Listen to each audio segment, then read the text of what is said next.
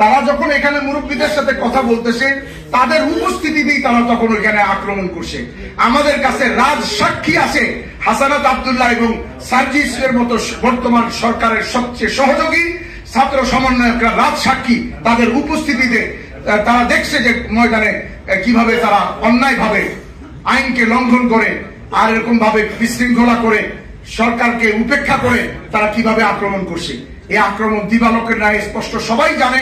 তারা এই হায়নার মতো যে আচরণ করছে এটার বিচার আখিরাতে তো হবেই, ইনশাআল্লাহ দুনিয়াতেও এর বিচার হবে। আমরা একটু অপেক্ষা করি, 9টা বেজে গেছে। আমরা যে এটার ব্যাপারে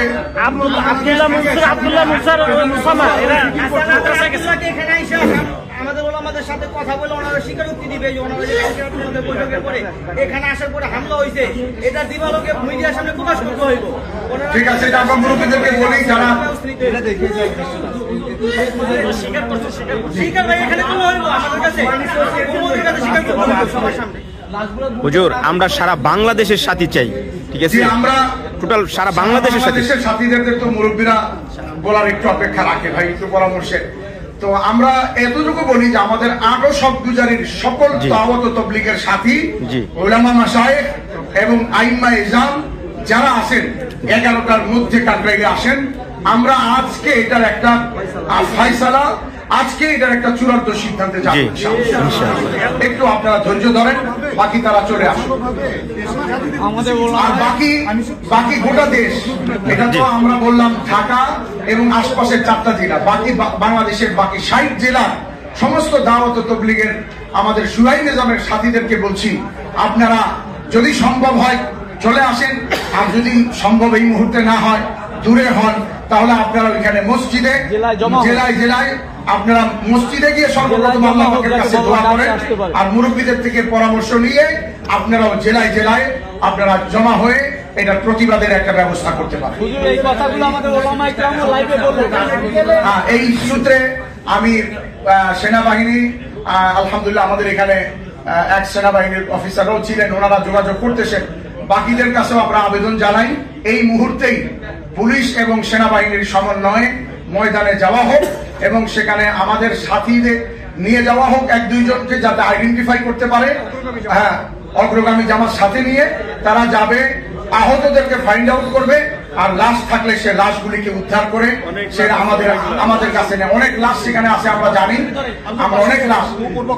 এবং আরেকটা বলি যে আমাদের অনেক লাশ তো ভিতরে, একটা লাশ আহসানুল্লাহ মাস্টার হসপিটালে।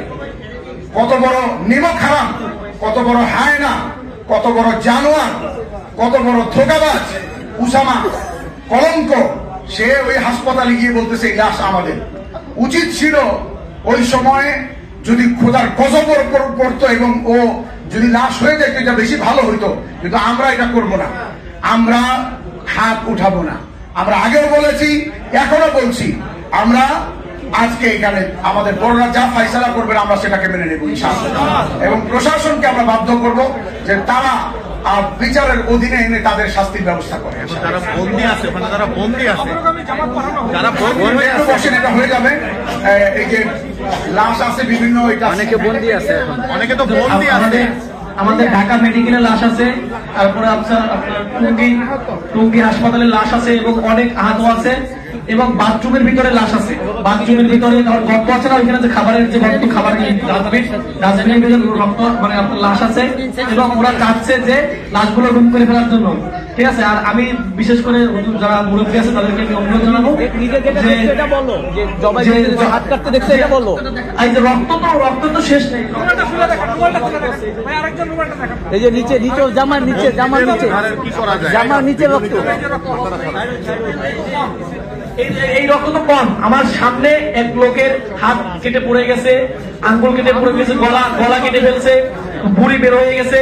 তো আমি একটা হাফেজের লাশ নিয়ে আসছিলাম, অর্ধেক পর্যন্ত নিয়ে আসতে পারছি, তারপর আর আমি নিয়ে আসতে পারিনি, ওইখানে আমার রেখে আসতে হয়েছে। তারপরে আমাকে ধাওয়া করার পরে আমি ওখান থেকে চলে আসছি। আসার পরে এই পাশে আসার পরে এক ভাই বুড়ি এরকম পিছন থেকে করছে, তো মানে আপনার কম দিছে, বুড়ি বের হয়ে গেছে, ওকে নিয়ে আমরা ওই যে আপনার টুঙ্গি হাসপাতালে আসছি। আসার পরে ওই ভাই ওইখানে মারা গেছে, এবং আরো অনেক ভাই আপনারা না দেখলে বুঝবেন না, যারা মাঠে না আসিল, ওরা যেভাবে আমাদের উপর আক্রমণ করছে, কাফের মুশরিকরা যেভাবে আমাদের উপর আক্রমণ করে নাই, এবং যারা মুরব্বী তারা চলে আসতে পারছে, কিন্তু আমরা যারা ইয়ার ছাত্র ছিলাম, তারা অনেক ছাত্র ভাই হাফেজ তারা ওইখানে এখনো লাশ হয়েছে।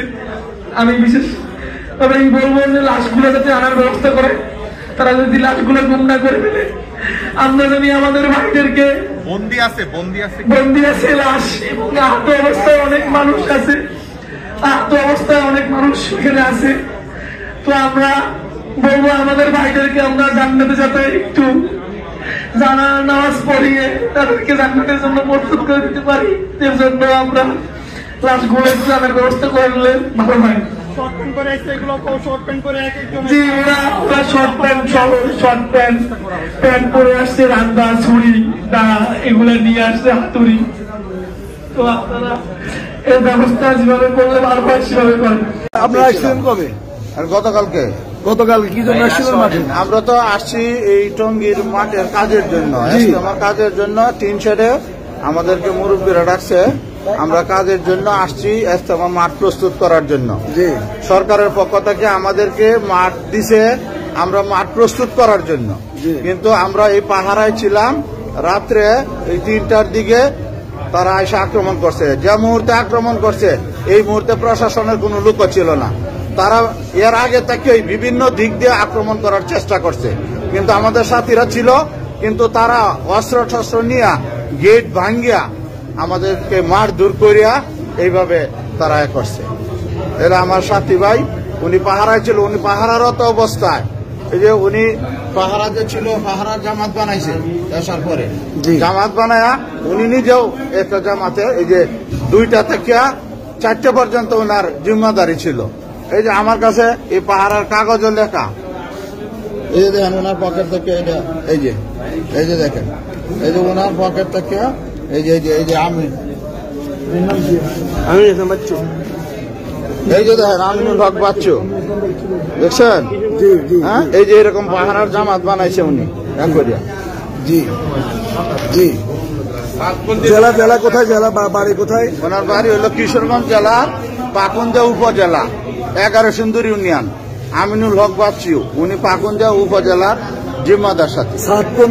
সাতপন্থী সন্ত্রাসীরা সব আইডি তারা প্রচার করতেছে যে উনি সাতপন্থী। না, আমি ওনার জামাতের সাথী। আমি এখানে আইসা লাশ শনাক্ত করছি, এবং আমার কাছে আইসা সাতপন্থী আইসা দাবি করতেছে যে এটা তাদের লোক।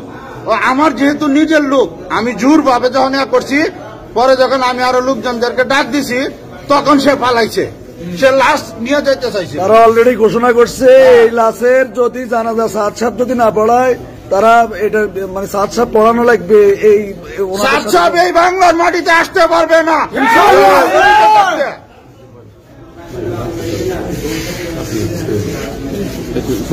ঠান্ডা লাগছে।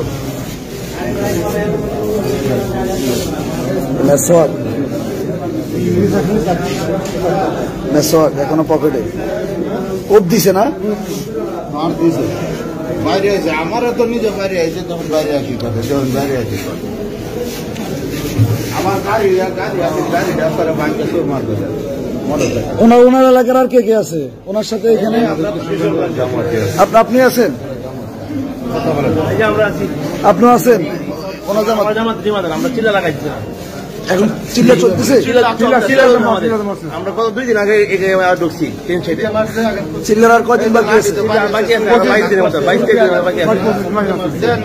চিল্লা এখনো 22 দিন বাকি আছে।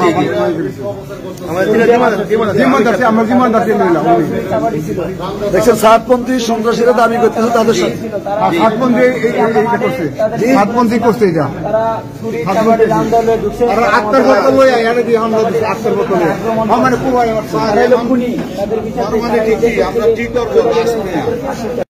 কিন্তু মুসলমান তো তারা, কিন্তু তাদের কার্যক্রম আহলুস সুন্নাহ ওয়াল জামাতের সাথে মিল নাই।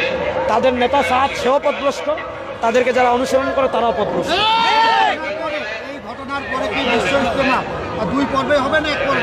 এখন তো দুই পর্বে ইজতেমা হওয়ার কোনো প্রশ্নই নাই। এখন ইজতেমা হবে একটা, দ্বিতীয় পর্ব টলবার কিছু নাই। ইজতেমা হবে একটা, কাকরাইলো আমাদের, আর কাউকে জায়গা দেওয়া হবে না। এখানে আমরা যতটুকু জানতেছি যে বাংলাদেশের এই সিচুয়েশনে বাংলাদেশের সমস্ত ইসলামী রাজনৈতিক দল কিছুক্ষণ আগে চরমোনাই পীর সাহেব এসেছিলেন, জমিয়ত উলামা আমি একটু বলি, আমি প্রশ্ন করতে চাই। শুনেন, তাবলীগ হলো আমাদের কাজ। তাবলীগ যিনি সৃষ্টি করেছেন হযরত ইলিয়াস সাহেব, তিনি দারুল উলুম দেওবন্দের প্রথম ছাত্র যিনি ছিলেন হযরত শাইখুল ইসলাম মাহমুদ সাহেব দেওবন্দি রাহিমাহুল্লাহ, তার ছাত্র। তাবলীগ সৃষ্টি করেছেন আলেমরা, তাবলীগকে রক্ষণাবেক্ষণ করেছেন আলেমরা, তাবলীগকে সন্তানের মতো আগলে রেখেছেন আলেমরা। তারপর হলো তাবলীগের উপর যত আপত্তি সেগুলোর জবাব দিয়েছেন আলেমরা। সুতরাং তাবলীগের সংকটে আমাদের রাজনৈতিক প্ল্যাটফর্ম ভিন্ন হতে পারে, এটা স্বাভাবিক, রাজনৈতিক প্ল্যাটফর্ম ভিন্ন হবে, কিন্তু তাবলীগ যেহেতু আমাদের সবার কাজ, তাবলীগের যে কোনো সংকটে আমরা সেরাম আছি, থাকবো ইনশাআল্লাহ।